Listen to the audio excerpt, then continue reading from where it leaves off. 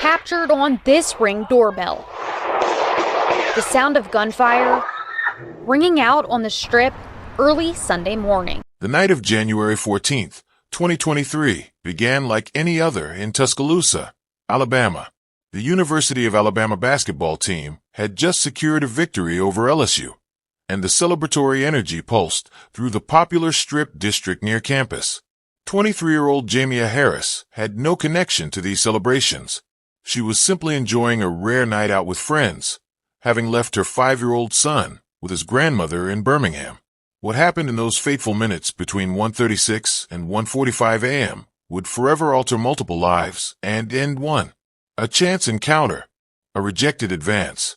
3 words, "I have a boyfriend," allegedly sparked a deadly chain reaction that would leave a young mother dead and a former college basketball player facing capital murder charges. The security cameras captured it all. The initial conversation, the escalation, the moment when Darius Miles handed a gun to his friend Michael Davis, and the flash of gunfire that pierced the January night. In the passenger seat of a Jeep Wrangler, Jamea Harris was struck in the face by a bullet, her life extinguished in an instant over what prosecutors described as wounded male pride and senseless retaliation. This isn't just another headline. This is the story of how fragile life can be when violence becomes the answer to rejection. Jamea Harris was more than a victim in a headline. Born in Montgomery and raised in Birmingham, she was described by those who knew her as full of energy, full of life. At 23, she had already established herself as a devoted mother to her son Kane, the absolute center of her world. Friends and family recall her infectious smile and ability to connect with everyone she met. Her mother often said Jamea was everybody's best friend. She had recently celebrated her birthday in December 2022, just weeks before her life was cut short. That night in Tuscaloosa, she wasn't looking for trouble. She had worked a night shift and simply wanted to unwind with her cousin, a University of Alabama student, and her boyfriend. The last communication with her family was an accidental FaceTime call to her mother while driving to Tuscaloosa, a mundane moment that would become a precious final memory. As we explore this tragic case together, I want you to consider something important. What would you do if someone approached you aggressively at night? How would you respond if a stranger wouldn't accept your rejection? These are questions most of us don't think about until we're forced to, but they deserve our attention. Throughout this video, we'll examine not just what happened to Jamea Harris, but also the warning signs that preceded the violence and the safety measures that might have made a difference. The reality is that similar scenarios unfold across the country every weekend, though thankfully most don't end in gunfire.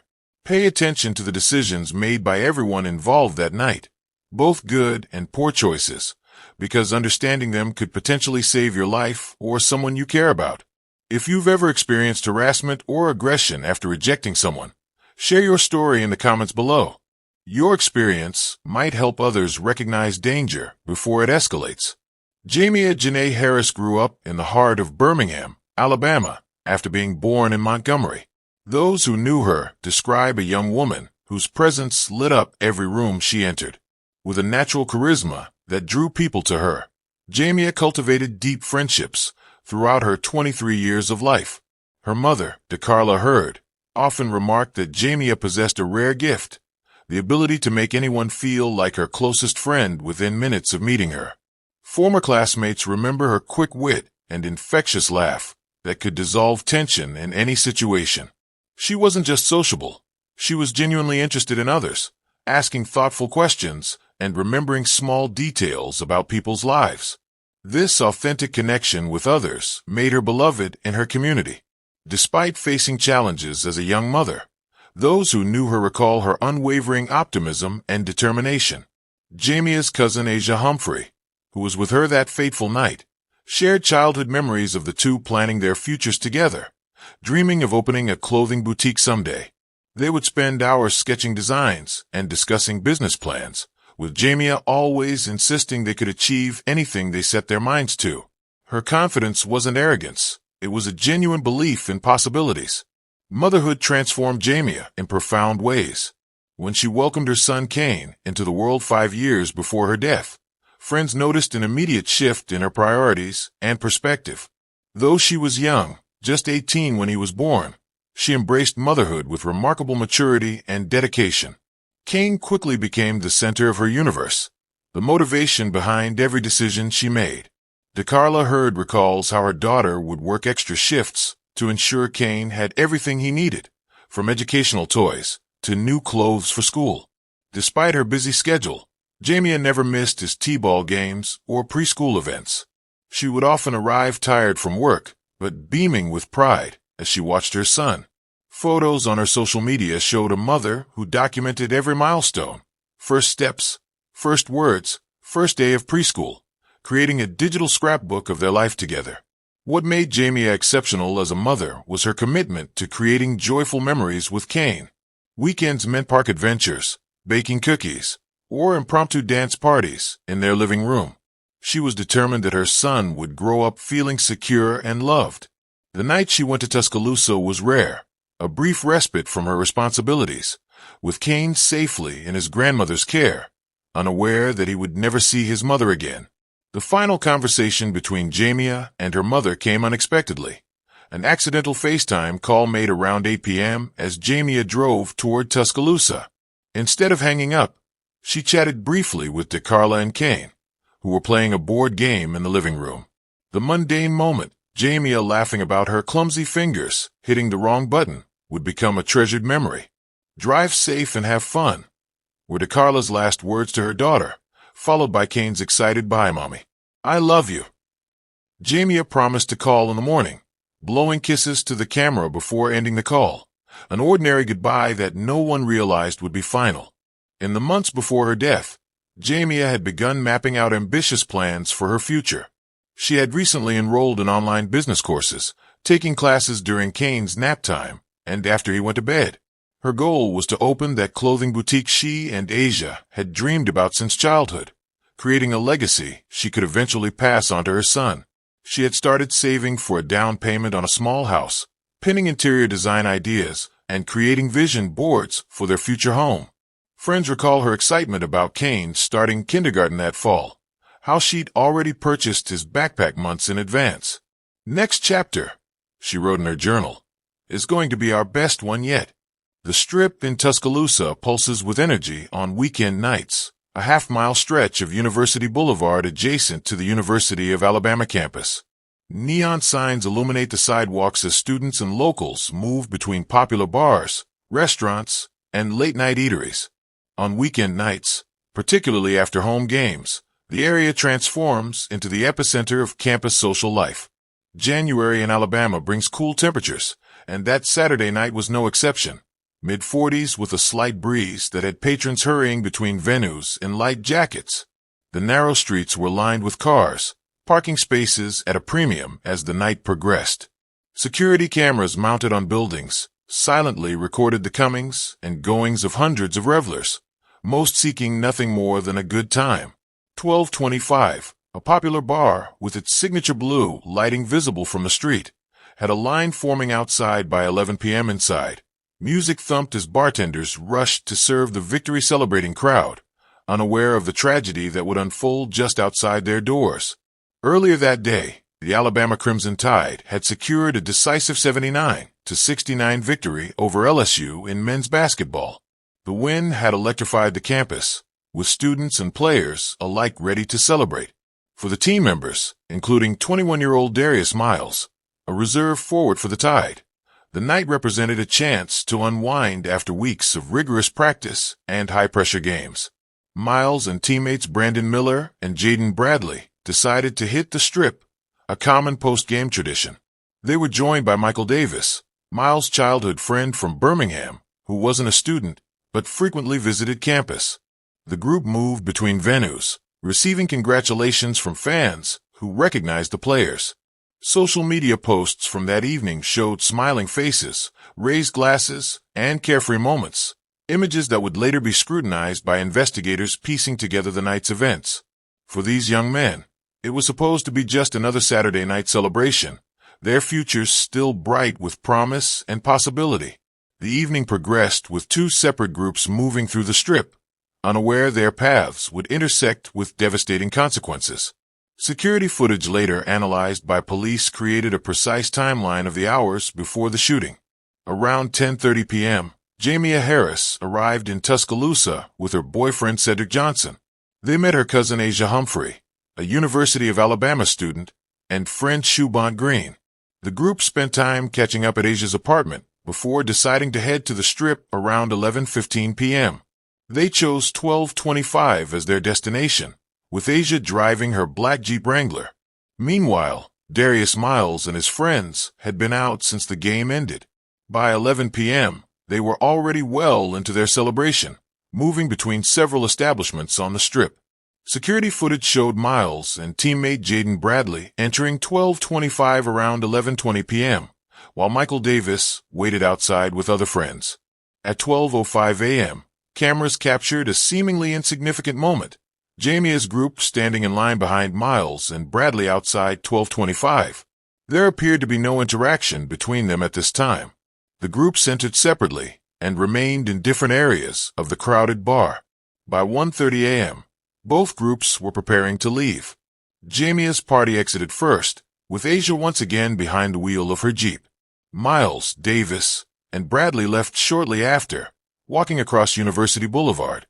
Brandon Miller, another teammate who had been elsewhere, was contacted to pick them up. The night air had grown colder, and the crowds had thinned somewhat as Sunday morning approached. Most patrons were either heading home or seeking late-night food options. No one could have predicted that in less than 15 minutes, a life would be lost and others forever altered by what would transpire at the intersection of Gray Street and University Boulevard. At 1:36 a.m., security cameras captured the moment that would change everything. Asia Humphrey's black Jeep Wrangler stopped at the intersection of Gray Street and University Boulevard, directly across from 1225. Jamea sat in the passenger seat, with Cedric Johnson in the back. They were discussing where to get food before heading back to Birmingham. Simultaneously, Michael Davis, who had been standing nearby with Darius Miles and Jaden Bradley, approached the vehicle. What began as casual conversation quickly shifted. According to later testimony, Davis allegedly made advances toward one of the women in the car. When told that Jamea had a boyfriend, the interaction grew tense. Miles joined Davis at the driver's side window while Bradley attempted to pull Davis away from the situation. Words were exchanged, words that witnesses would later describe as increasingly hostile. The entire interaction lasted less than a minute before the three men walked away from the Jeep at 1:37 a.m. The Jeep remained at the intersection momentarily before pulling forward. What happened in the next 8 minutes remains disputed, but security footage shows Davis and Miles moving between parked cars. At 1:43 a.m., Brandon Miller's car arrived on the scene. Miles retrieved something from Miller's vehicle, what prosecutors would later allege was the murder weapon. The security footage doesn't capture audio, but witness statements paint a clear picture of how quickly the situation deteriorated. When Michael Davis first approached the Jeep at 1:36 a.m., his demeanor appeared casual, leaning toward the driver's side window where Asia Humphrey sat. According to Asia's later testimony, Davis initially complimented the women and asked where they were heading next. When Davis began directing his attention specifically toward Jamea, she politely but firmly informed him that she had a boyfriend, gesturing toward Cedric Johnson in the back seat. This simple boundary, a woman stating she was unavailable, allegedly triggered an immediate shift in Davis's attitude. His expression hardened, and witnesses reported his tone became confrontational. "You think you're too good?" Davis allegedly asked, his voice rising as he continued to press despite the rejection. Asia attempted to defuse the situation, telling Davis they were just trying to enjoy their night and weren't looking for trouble. Johnson, concerned for Jamea's safety, leaned forward from the back seat, making his presence more visible. The exchange lasted approximately 45 seconds, with Davis becoming increasingly agitated as the women maintained their disinterest.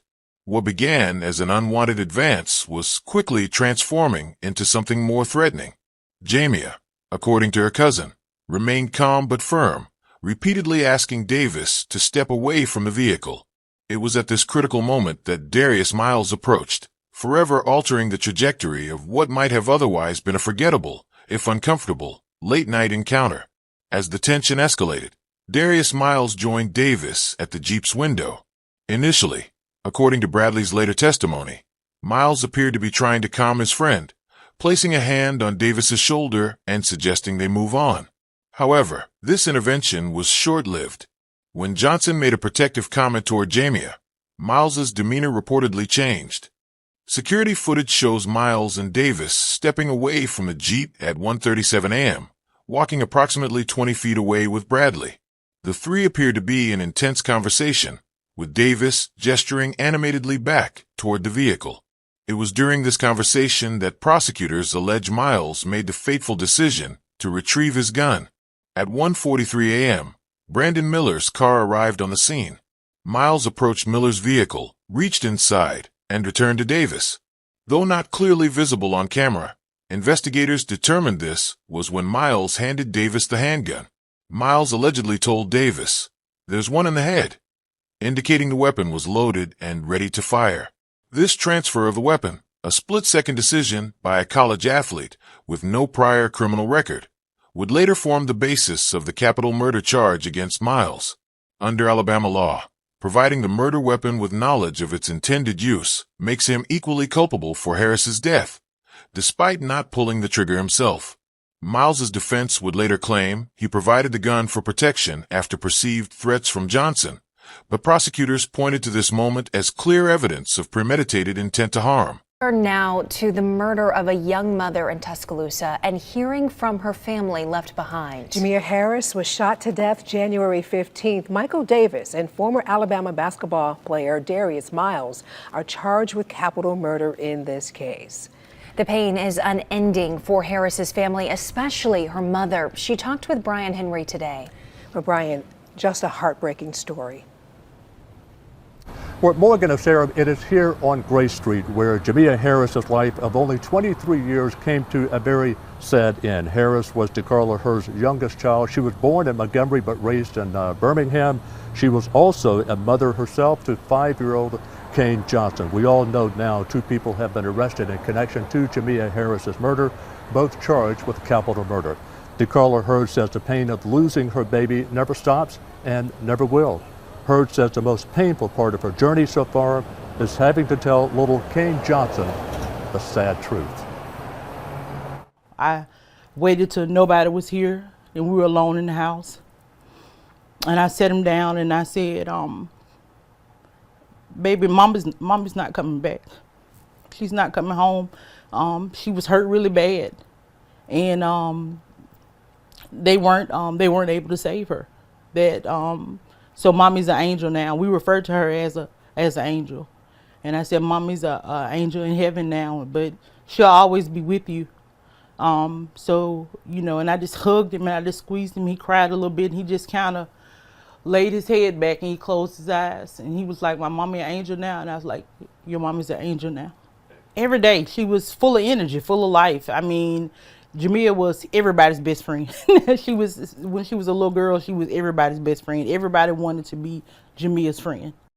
Have you ever been in a situation where someone wouldn't take no for an answer? The rejection that allegedly triggered this deadly confrontation is something many viewers have likely experienced in some form. The difference is that most uncomfortable encounters don't end in violence, but understanding how they can escalate might save lives. Think about it. How many times have you or someone you know been persistently pursued despite clearly stating disinterest? What strategies have worked to defuse these situations? What warning signs might indicate when someone's wounded pride is turning dangerous? I want you to pause for a moment and consider what you would do if faced with someone who becomes aggressive after rejection. Would you have recognized the danger signs that were present that night? Would you know when to remove yourself from the situation? Share your experiences and safety strategies in the comments below. Your insight might help someone else recognize a potentially dangerous situation before it escalates. And if you've worked in nightlife or security, I'm particularly interested in hearing your professional perspective on how these confrontations can be prevented or safely resolved. Security footage from a nearby restaurant captured the flash of gunfire at precisely 1:45 a.m. According to forensic analysis, Davis fired multiple shots into the driver's side window of the Jeep. Johnson, who legally carried a firearm, returned fire through the window, striking Davis in the shoulder. In the chaotic exchange of gunfire, a single bullet struck Jamea Harris in the face as she sat in the passenger seat. The entire shooting lasted less than 10 seconds, a brief, violent eruption that ended a young mother's life. Johnson immediately accelerated away from the scene, driving erratically as he attempted to find help for Jamea, whose condition was immediately critical. Davis fled in the opposite direction, clutching his wounded shoulder, with Miles and Bradley following. The moments following the shooting were characterized by panic and confusion. Bystanders who had heard the gunshots began calling 911, reporting multiple shots fired near the Strip. Shell casings glinted on the pavement under streetlights as police units from across Tuscaloosa began converging on the area. First responders arrived at the Walk of Champions within minutes of Johnson's arrival. Paramedics immediately began life-saving measures on Jamea, but the single gunshot wound to her face had caused devastating trauma. Despite their efforts, she was pronounced dead at the scene at 2:03 a.m. Police quickly established a perimeter around both the original shooting location and the area where Johnson had stopped. Detectives began interviewing witnesses and collecting surveillance footage from nearby businesses. At 2:07 a.m., Miles called police himself, reporting that his friend had been shot, but claiming he didn't know how it happened. This call led officers to Pringle's apartment, where they found Davis receiving amateur first aid for his gunshot wound. The Tuscaloosa Violent Crimes Unit moved with remarkable efficiency in the hours following the shooting. By 2:30 a.m., detectives had already collected crucial surveillance footage from multiple businesses along the Strip, providing them with a visual timeline of events.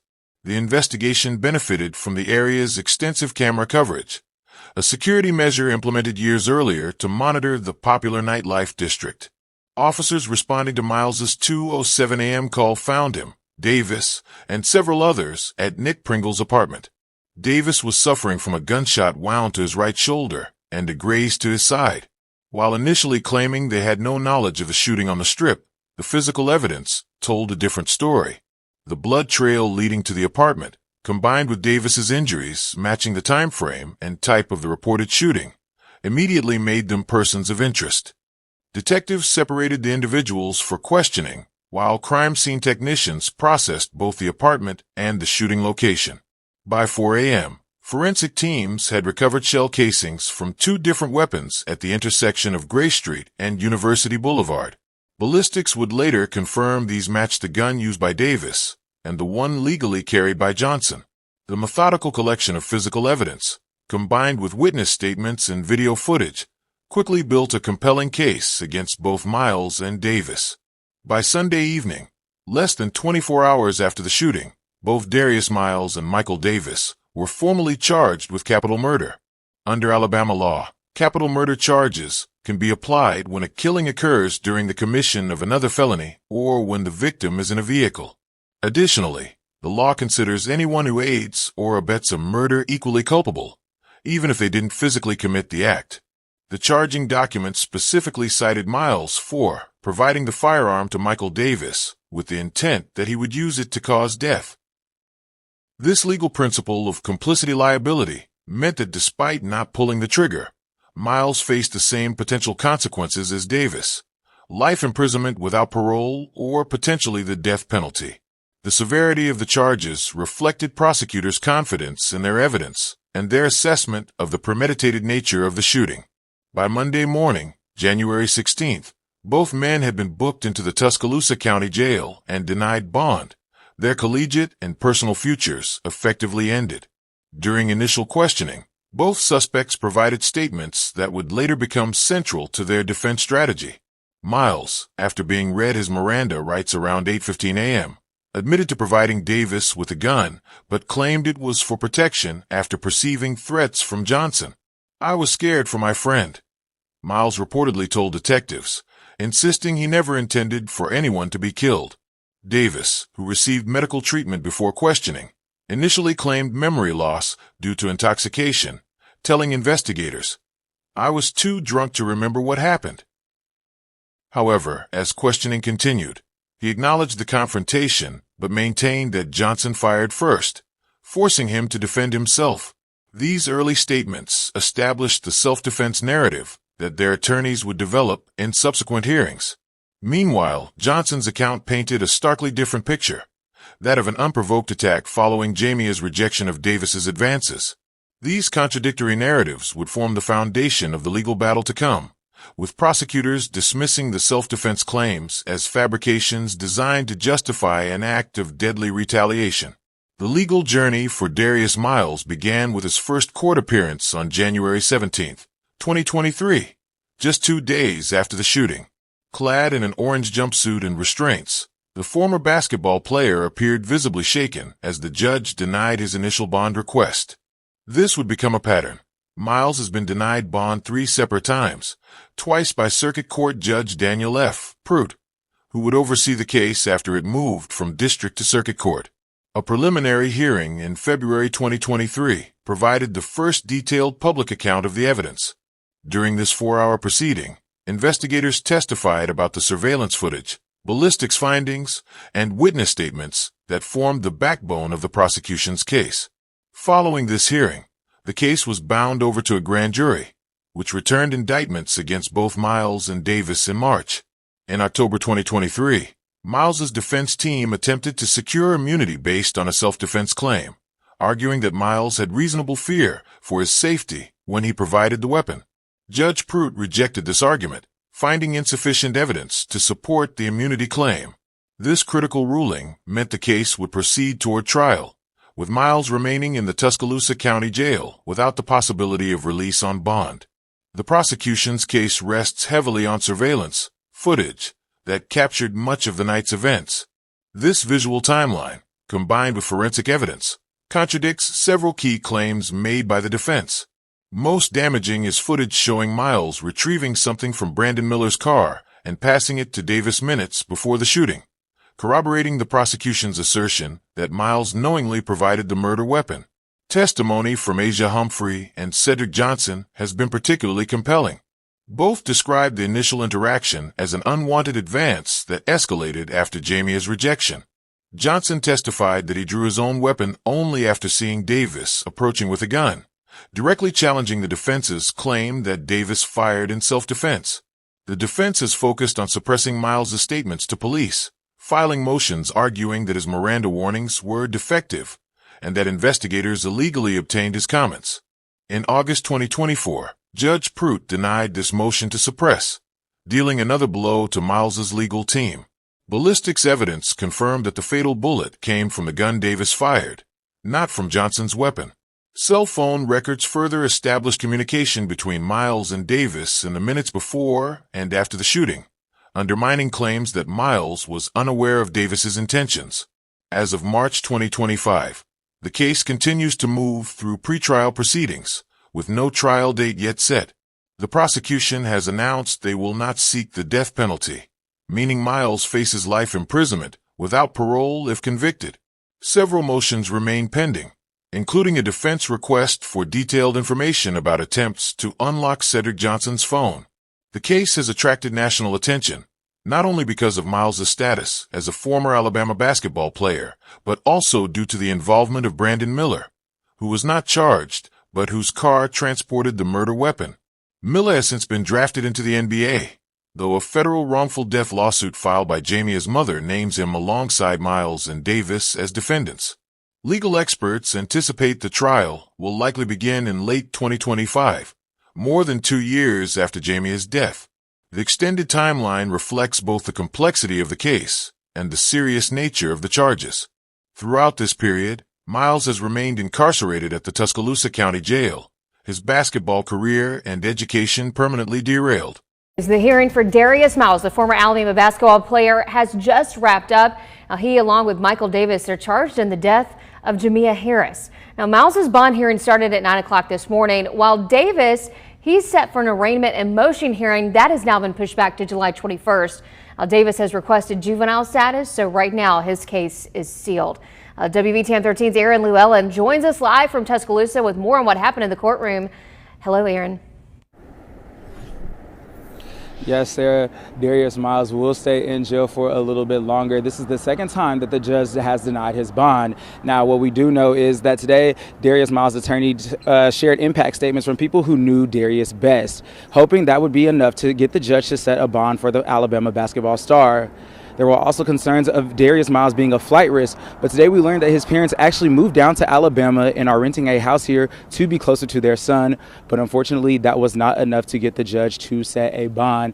As you can see in this video, you can see Jamea Harris's family exiting the courtroom. It was very emotional. She said that she wishes that her daughter was still here, but she is happy with the results of Darius Miles being denied a bond. Now, again, he will have to sit in jail for a little bit longer. It's a possibility that the judge will revisit this in a few months and will grant that bond at some point. But for right now, once again, he will still be behind bars. But for right now, we're live in Tuscaloosa. Aaron Llewellyn, WVTM 13. For Jamea's family, particularly her young son Kane, now 7 years old, the slow pace of justice has been an additional burden as they attempt to rebuild their lives without her. DeCarla Hurd has attended every hearing, often wearing a button with her daughter's photo, a silent reminder of the human cost behind the legal proceedings. The ripple effects of Jamea Harris's death continue to devastate her family, with her son Kane bearing the heaviest burden. Now 7 years old, Kane struggles to understand why his mother never came home that January morning. DeCarla Hurd, Jamea's mother and now Kane's primary caregiver, describes the heartbreaking moment she had to explain to her grandson that his mother had become an angel in heaven. A conversation no grandmother should ever have to navigate. Birthdays, holidays, and school events have become bittersweet occasions, marked by Jamea's absence. Kane keeps a photo of his mother beside his bed and often asks questions about her that grow more complex as he matures. The psychological impact manifests in nightmares, separation anxiety, and moments of profound sadness that can overtake him without warning. Child psychologists working with Kane note that grief in young children often resurfaces at different developmental stages, meaning he will essentially re-experience the loss as he grows. The financial strain has been significant as well. DeCarla reduced her work hours to provide Kane with stability, while medical bills for his therapy and the unexpected costs of raising a child have depleted savings. A community fundraiser established after Jamea's death provided temporary relief, but the long-term economic impact of losing a young mother extends far beyond what most people realize. Jamea's death sparked immediate calls for enhanced security measures in campus-adjacent entertainment districts nationwide. The University of Alabama responded by increasing police presence on the Strip and implementing additional lighting and emergency call boxes. Other universities with similar nightlife areas have studied the case as a tragic example of how quickly violence can erupt in these environments. The incident also raised questions about university policies regarding student athletes, particularly concerning weapon possession and off-campus conduct. Athletic departments across the country have strengthened their educational programs about conflict resolution and personal safety, with some implementing more stringent monitoring of player activities outside of team functions. Perhaps most significantly, the case highlighted the persistent danger women face when rejecting unwanted advances. Campus safety experts now specifically address this scenario in orientation programs, teaching students strategies for de-escalation and emphasizing the importance of bystander intervention when someone becomes aggressive after being told no. A simple boundary that tragically cost Jamea Harris her life.